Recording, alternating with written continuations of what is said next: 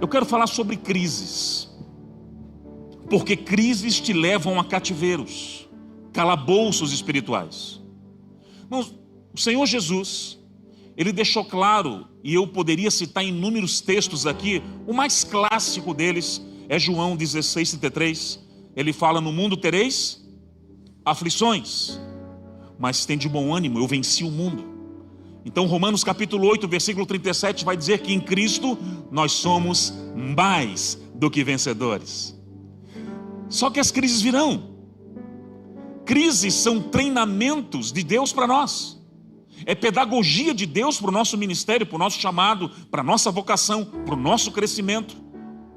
Esses desertos, essas crises, que às vezes vêm no viés do casamento, na vertente com os filhos, ou na questão financeira. Entramos em crises, em lapsos, buracos financeiros, e como sair disso? Há pessoas por uma maturidade um pouco maior, ou por uma vivência no evangelho maior, conseguem sair disso com mais facilidade, conseguem superar um pouco, mas outras não. E às vezes estão nesses calabouços espirituais há muito tempo.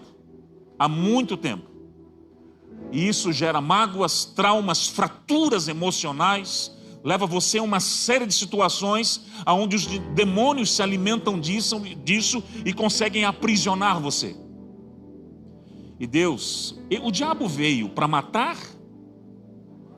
Isso, João 10:10. E Jesus veio para fazer o quê? Dar vida e vida em abundância. É o que Ele quer gerar sobre a sua vida. Não tenho dúvida disso. E no ano passado, mais ou menos nesse período em janeiro, o Senhor trouxe ao meu coração uma crise da Bíblia que mexeu com a minha estrutura. Eu já tinha lido esse texto inúmeras vezes, pastor, eu já tinha percorrido a Bíblia, porque eu acompanhei pastores. O meu trabalho, principalmente hoje, é o pastoreio de pastores. Na nossa plataforma, na nossa convenção, tem muitos pastores que nós cuidamos, é o que eu e minha esposa fazemos 80% do nosso tempo. E como eu encontrei no ano de 2021, mais precisamente, e 2022, pastores, líderes, porque você acha que a gente não tem nossas lutas, irmão? A gente tem, nossas crises, mas conseguimos ali orar e superar em Cristo Jesus, e avançar e conquistar. Mas eu vi muitos pastores no meio do caminho, e não foram poucos, líderes, obreiros do reino de Deus, trancafiados em cativeiros espirituais, porque não conseguiam ser tracionados para fora da crise que estavam vivendo naquele momento. E o Senhor falou comigo sobre uma crise. Bom, vários homens e mulheres na Bíblia tiveram crise, sim? Vários, inúmeros. Mas a crise que eu vou compartilhar com você em rápidos minutos hoje é a crise de Pedro. O tema dessa noite, a crise de Pedro. E vai ser libertador para o teu coração. Eu entendi que ao longo de todo 2022, que nós pregamos muito essa palavra, foi literalmente sacar pessoas de cativeiros emocionais. Foi libertação para uma vida de abundância, uma vida de paz, como foi ministrado aqui. E eu fico muito atento aos sinais e o que os pastores estão ministrando. E o pastor liberou paz. Sim, Filipenses 4:7. A paz que excede todo o entendimento.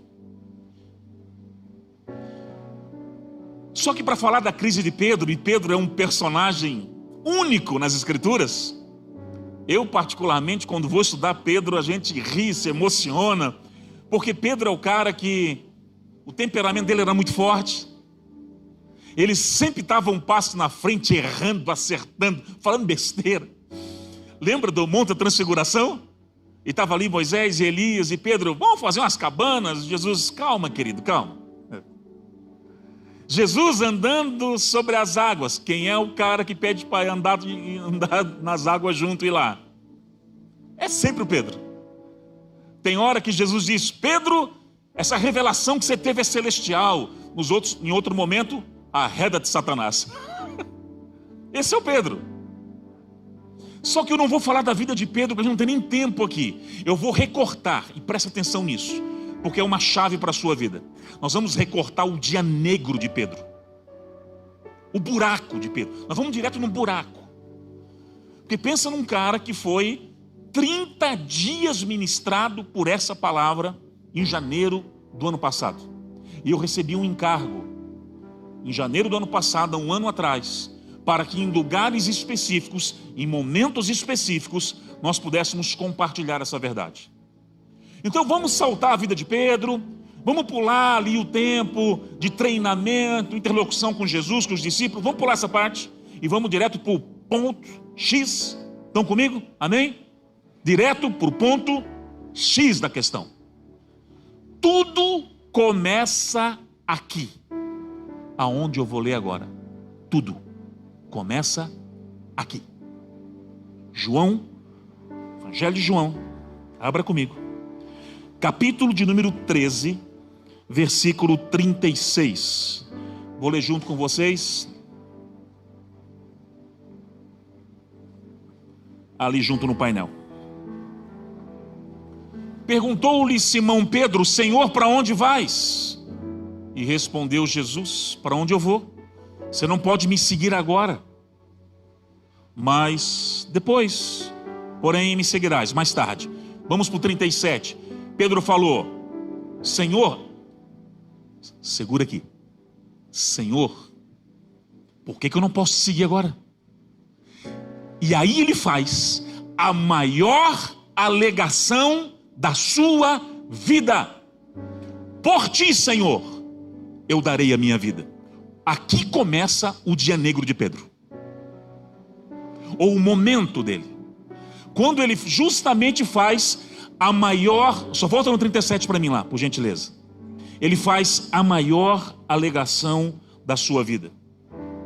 Por quem que você daria a sua vida, querido? Fala a verdade para mim. Por quem? Pensa rapidinho aí. Pelos filhos? Esposo, esposa, pai, mãe. Por quem que você daria a sua vida? Não é uma coisa que nós falamos em qualquer momento, certo? Não é para qualquer um. Não é em qualquer momento. Alguém que diz para outro assim, ó, eu vou dar a minha vida por você, tem que estar num nível de engajamento, comprometimento muito alto. E Pedro alcançou isso com o Senhor Jesus. E quando você, digamos que você fala para um amado, para amado ou para o filho: olha, por ti eu darei a minha vida. O que você espera em troca? No mínimo oh, meu querido, obrigado. Ó, eu amo você. Meu Deus, que coisa linda. E o que Pedro recebe aparentemente em troca? Versículo 38. Respondeu Jesus: vai dar a tua vida por mim mesmo? Tem certeza? Em verdade eu te digo que jamais cantará o galo antes que você me negue 3 vezes. No dia da maior declaração pública de fé e compromisso desse homem, ele recebe um balde de água fria histórico. Aqui começa o buraco e a crise de Pedro. E quem sabe aonde você começou por aí. Quem sabe você já começou o ano com um monte de projeto, um monte de plano, um monte de coisa bacana. Agora eu vou comprar isso, eu vou investir nesse lugar, eu vou mudar de emprego, agora é as finanças, é o casamento. E já quem sabe começou o ano e no mês de janeiro você já levou um petardo, um balde de água fria daquele. Quem sabe é o seu momento, a sua história já no início do ano. Ou um retrato do que passou 2022. Gente, escuta uma coisa. Parece-me, eu vou repetir, parece-me que é verdade e procede o sentimento de Pedro. Sabe por quê? Lembra o que aconteceu no Getsemane? Os soldados imponentes romanos vêm, o traidor Judas junto, eles estão chegando junto, né? Lembra da história? E aí, quem é que saca uma espada que nem um doido e vai para cima e corta uma orelha do soldado chamado Malcolm? Quem? Então parece-me que procede essa vontade de dar a vida mesmo por Jesus, sim ou não? Parece, não é verdade, irmão? Parece. Porque quem é o cara todo desarmado, sem couraça, sem todo o equipamento necessário, vai enfrentar um militar romano todo preparado e armado naquela época. Quem? Pedro era pescador, não era um militar da época.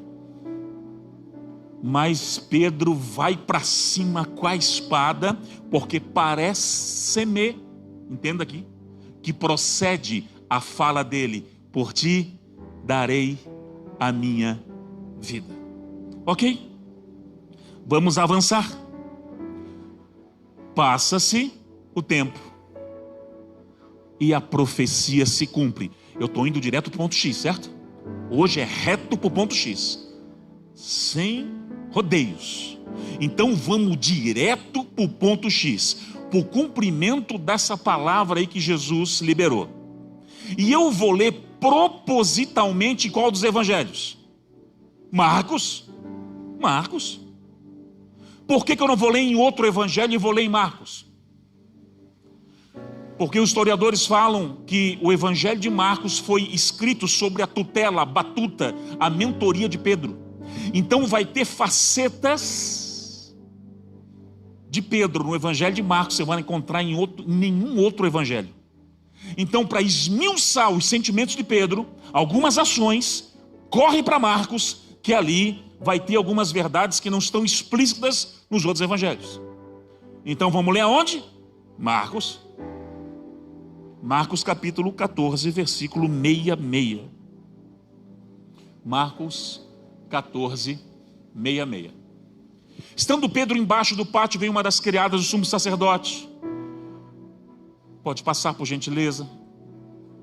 E vendo a Pedro que se aquentava, fixou e disse: tu também estava com Jesus, o Nazareno. 68.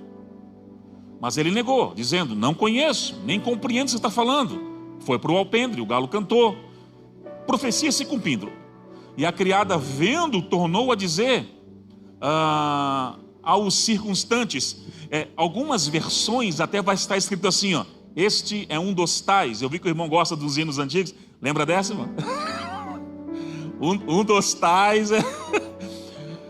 tais é hino de harpa cristã aí. Os mais antigos aí sabem o que eu estou falando. É daí onde surgiu aquela canção da harpa cristã. É um dos tais. E o 69, 70. Mas ele outra vez o negou, e pouco depois os que ali estavam disseram: verdadeiramente é um deles, tu é Galileu. Agora o 71. Agora que entra. Bom, sabia que às vezes um buraco ele chama, um abismo chama outro abismo. Não tem jeito. Se você está numa crise, num buraco emocional, num calabouço, que você precisa de libertação, sai desse lugar para ontem, em nome de Jesus. E não importa se a raiz dele é financeira ou qualquer outra, porque senão um buraco vai chamando outro buraco, um abismo vai chamando outro, esse buraco vai afundando cada vez mais.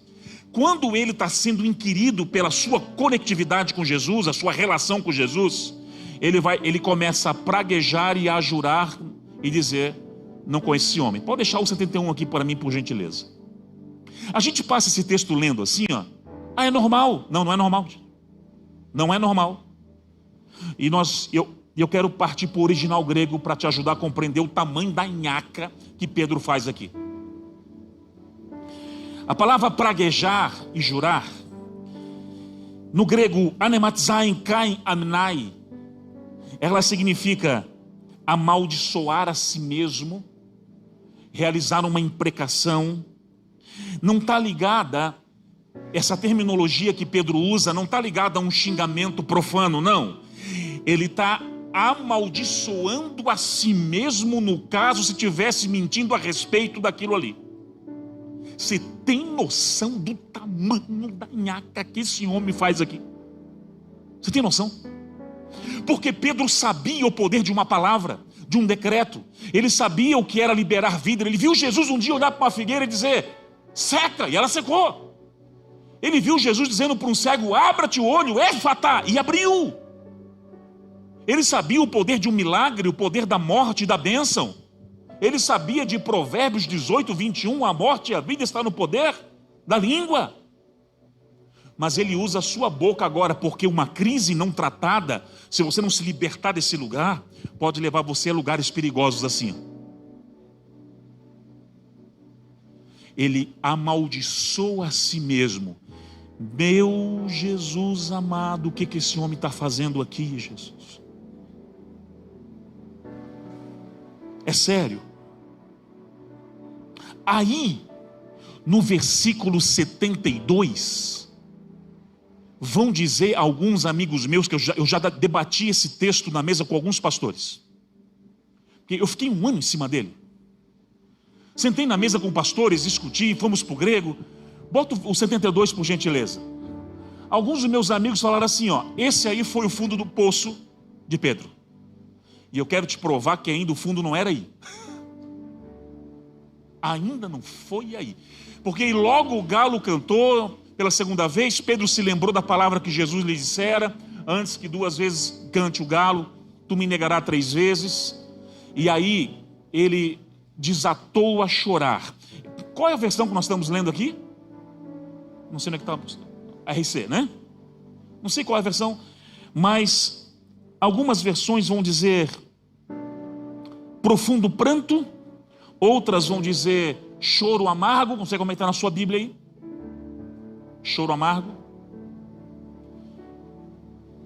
Esse choro, alguns estão dizendo, alguns falam assim, Andrezão, pastor André, aqui Pedro bateu no fundo. Eu falei, ele bateu forte, mas ainda não foi o fundo não.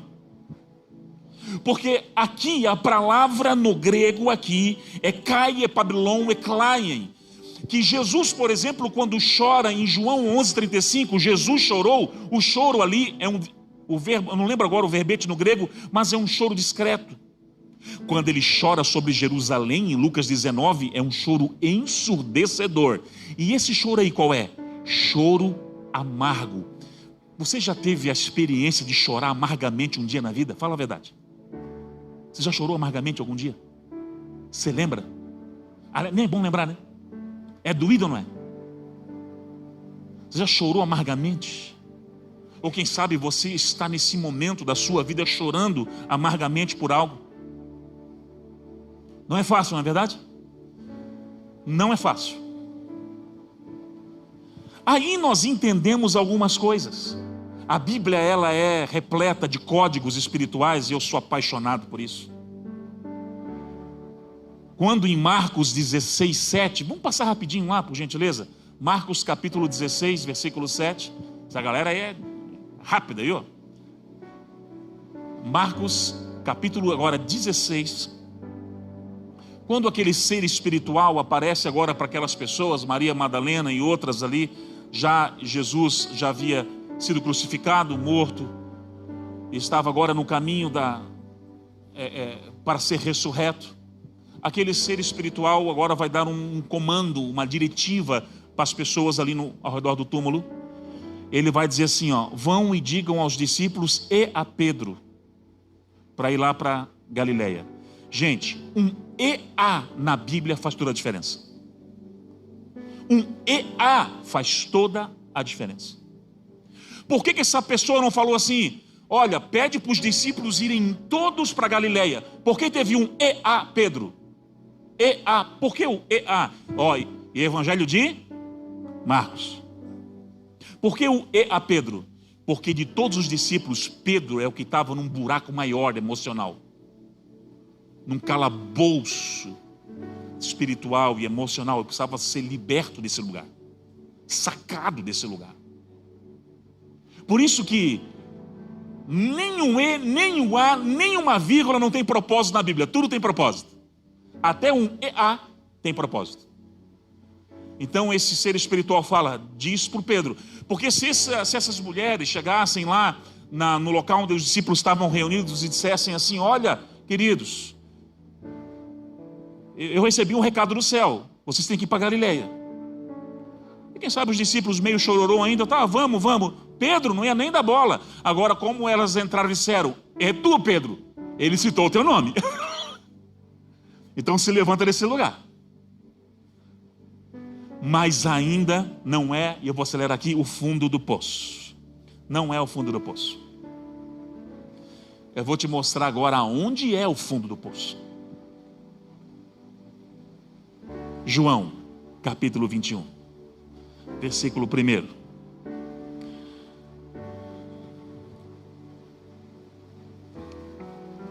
Evangelho de João, capítulo 21, versículo 1. Sou apaixonado por esse texto. É um dos textos mais emocionantes para mim. Estivemos em Israel agora, e esse local é ponto que eu não deixo passar em nenhuma das nossas caravanas. Nenhuma. O pastor Jorge está indo agora, inclusive, né? Para Israel novamente. Não deixo passar. Depois disso, apareceu Jesus novamente aos seus discípulos, à margem do mar de Tiberíades. E foi assim. Olha só. Estava junto. Veja só. Aqui tem uns códigos espirituais muito fortes. Estava Pedro, estava Tomé, chamado Dídimo, estava Natanael de Caná da Galileia, a turminha estava reunida, amém? O Pedro, o Tiago, os filhos de Zebedeu, outros 2 discípulos. Aí o 3, olha só. Quem que levanta a voz? Quem que levanta a voz? E o que ele fala? Vou pescar, fundo do poço. Aqui ele bateu no fundo do poço. É aqui que ele bate no fundo do poço. Quando ele diz assim: vou pescar. Eu vou pescar. Por que aqui é o fundo do poço? Porque o fundo do poço, pelo olhar do Senhor, é quando um homem desvia do seu propósito. Quando Pedro era pescador, estava com a sua redinha lá, o que Jesus fala para ele? Pedro, larga tudo isso daí, porque a partir de agora eu te farei pescador de homens. Então, esse tipo de peixe deu Pedro. Chega. E ele largou tudo e seguiu em obediência ao Senhor. Quando ele decide voltar a pescar, aqui ele bate no fundo do poço. E isso é o perigo de uma crise, um calabouço que não é tratado, que você não é liberto. Um abismo vai chamando outro abismo, você vai se isolando, você vai se diminuindo, vai se vitimizando, até o ponto de você parar de fazer aquilo que Deus chamou você para fazer. Até você não lançar mais as redes do reino como Deus mandou você fazer. Até você querer começar a dar passos para trás agora. Ei, e não é tempo de retroceder. O Senhor fala isso nessa noite com você. É tempo de avançar. E sabe, tem pessoas aí que estão pensando em desistir, em parar, retroceder. Não quero mais. Olha, Deus já começou o ano dando um monte de pepino. O Senhor fala contigo nessa noite. Não é tempo de retroceder, é tempo de avançar. Tempo de avançar. Vou pescar. É aqui que bate o fundo do poço. É aqui. Aí no versículo 15, irmãos, eu sou apaixonado. E por aqui nós vamos estar encerrando. Eu sou apaixonado por esse texto. Apaixonado. Se você, é o versículo 15, João 21, 15. Se você tem uma Bíblia, você provavelmente vai ter uma epígrafe aí. É um chamado título ou subtítulo, geralmente está em negrito. Eu não sei o que está escrito na sua Bíblia. Quem sabe está escrito a restauração de Pedro? Se é uma Bíblia mais formal, o primado de Pedro, Jesus e Pedro, não sei o que está escrito aí na sua. Pedro interrogado, Pedro é restaurado, é tudo isso. É aqui que Jesus tira o homem do calabouço espiritual. É aqui que acontece uma libertação na vida de Pedro. E é a mesma que Jesus quer fazer na sua vida nessa noite. É aqui. Depois de comerem, Jesus perguntou a Simão Pedro: Simão, filho de Jona, você me ama mais do que esses? Sim, Senhor. Sabe que eu te amo. Então cuide dos meus cordeirinhos. O 16. É que eu quero ir um por um aqui, porque novamente Jesus disse: Simão, filho de João, você me ama? Sim, Senhor, tu sabes que eu te amo. Pastorei as minhas ovelhas. Segura aqui. Eu já vi várias interpretações teológicas desse texto e todas elas são lindas. Por exemplo, você deve ter ouvido já. Para 3 negativas, 3 afirmativas. Para cada não de Pedro, um sim agora. Porque Jesus pergunta 3 vezes para ele: tu me amas? Tu me amas? É válido isso? Claro que é. Não tenha dúvida. Então eu vejo muitos pastores já pregaram, e é lindo, tremendo, eu vibro junto. Para cada 3 nãos de Pedro, 3 sims, ok? Eu creio que é muito mais do que isso. Eu já vi também as pregações que exploram o grego no original, porque há um jogo de palavras no original. Tu me agapau, não, eu te fileu, não, tu me agapau. Há um jogo de palavras interessantíssimo aqui, nessa relação de Pedro e Jesus. Mas não é isso ainda. Aonde é o fundo do poço de Pedro? Vou, desvio de... Jesus está falando assim: tu me ama, Pedro? Sim. Então se tu me ama, tu vai cuidar do meu rebanho. Volta para o propósito. Sabe como é que você mostra que você verdadeiramente ama Jesus? Quando você obedecer e cumprir o chamado dele sobre a sua vida. Por isso que a primeira coisa que Jesus está interessado em acertar, em alinhar na vida de Pedro, não é outra coisa, mas sim o propósito. Tu me amas, Pedro? Então apacenta os meus cordeiros. Tu me ama, Pedro? Então vai apacentar as minhas ovelhas. Vai fazer aquilo que eu chamei você para fazer. Não foge, querido, é a palavra profética dessa noite, não foge. Não é tempo de retroceder. Tu me amas? Sim, então vai visitar, vai evangelizar, vai pregar, vai fazer o que eu te mandei fazer nessa terra. Meu Deus, eu me lembro que em Israel agora, nós sentamos perto da areia do mar, bem nesse primado de Pedro, local ali próximo dessa passagem, e eu comecei a pregar esse texto, pastor. As pessoas começaram a chorar. Eu me lembro que uma pessoa agarrou uma pilastra ali e começou a berrar. Eu falei: hoje Deus está libertando muita gente aqui de crises e cativeiros espirituais. Quem sabe você até com Deus está frustrado, porque Deus não te abençoou, não abriu a porta que você desejava. Ei, presta atenção aqui. Às vezes Deus não deu algo para você, não é porque Ele não te ama, Ele está te protegendo, que você não tem estrutura para receber ainda. Já teve coisas que eu pedi para Deus, Ele falou: não, segura, se eu te der agora você se mata. Segura as pontas. Não é a hora. E aí, eu quero encerrar com um texto que eu sou apaixonado por ele. Vamos lá. Deixa aí no 16, eu já vou ler o restante. Aonde começou o buraco de Pedro? Quem lembra? Quem lembra? Que eu falei, ó, começa aqui o buraco, quem lembra? Por ti darei a minha vida. Certo? Por ti darei a minha vida. Ok? Versículo 17. Pela terceira vez ele nega, ele fala: cuida das minhas ovelhas. 18.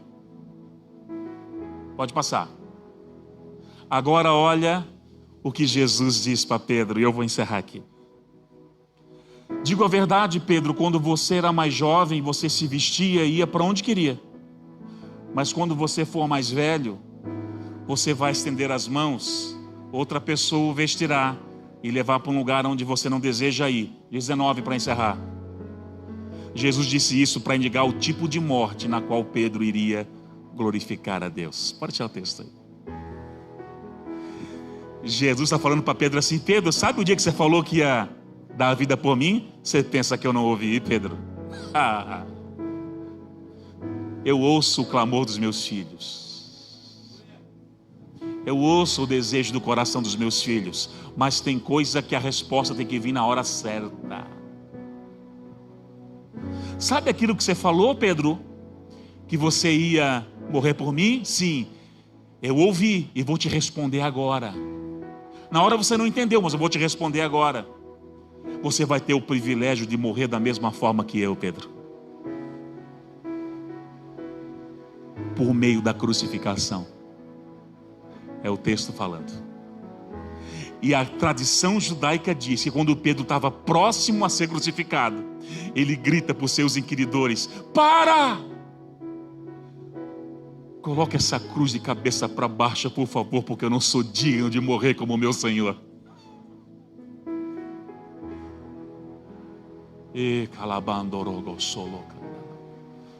Eu não sou digno de morrer como Ele. Eu não sou digno. E aí o texto termina. Agora, Pedro, que você entendeu, segue-me. Só siga-me. Segue-me. É Deus te arrancando de um calabouço, de uma crise existencial nessa noite, e dizendo para você: você vai sair desse lugar para cumprir o propósito que está sobre a sua vida. E eu queria que você ficasse de pé comigo em nome de Jesus. Em nome de Jesus.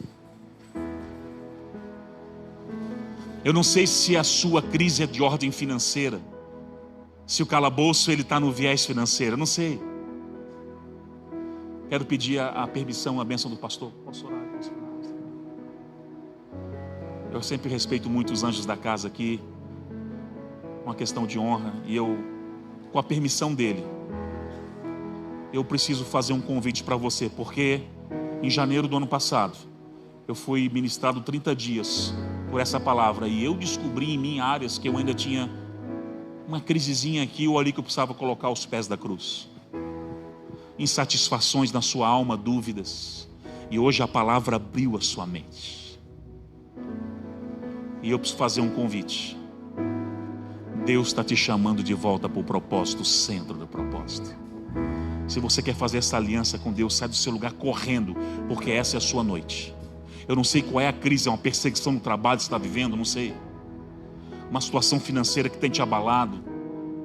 Você já recebeu aqui agora uma libertação muito forte nessa noite, mas agora é o momento de você receber algo de Deus que vai te trazer plenitude. Então feche os teus olhos onde você está e vem aqui na frente. Eu quero orar por você.